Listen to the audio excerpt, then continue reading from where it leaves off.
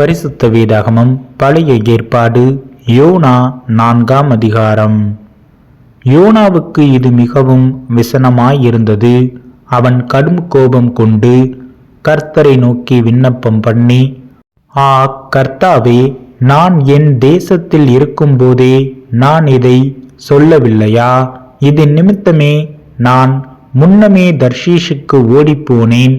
நீர் இரக்கமும் மன உருக்கமும் நீடிய சாந்தமும் மிகுந்த கிருபையும் உள்ளவரும் தீங்குக்கு மனஸ்தாபப்படுகிறவருமான தேவனென்று அறிவேன்.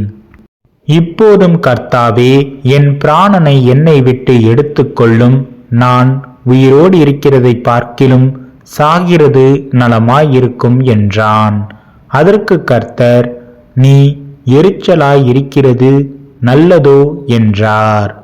பின்பு யோனா நகரத்திலிருந்து புறப்பட்டு நகரத்துக்கு கிழக்கே போய் அங்கே தனக்கு ஒரு குடிசையை போட்டு நகரத்துக்கு சம்பவிக்கப் போகிறதை தான் பார்க்கும் மட்டும் அதன் கீழ் நிழலில் உட்கார்ந்திருந்தான். யோனாவுடைய தலையின் மேல் நிழல் உண்டாயிருக்கவும் அவனை அவனுடைய மனமடிவுக்கு நீங்களாக்கவும் தேவனாகிய கர்த்தர் ஒரு ஆமணக்குச் செடியை முளைக்க கட்டளையிட்டு அதை அவன் மேல் ஓங்கி வளர பண்ணினார். அந்த ஆமணக்கின் மேல் யோனா மிகவும் சந்தோஷப்பட்டான். மறுநாளிலோ கிழக்கு வெளுக்கும் நேரத்தில் தேவன் ஒரு பூச்சியை கட்டளையிட்டார். அது ஆமணக்கு செடியை அரித்து போட்டது. அதனால் அது காய்ந்து போயிற்று. சூரியன் உதித்தபோது தேவன் உஷ்ணமான கீழ்காற்றை கட்டளையிட்டார்.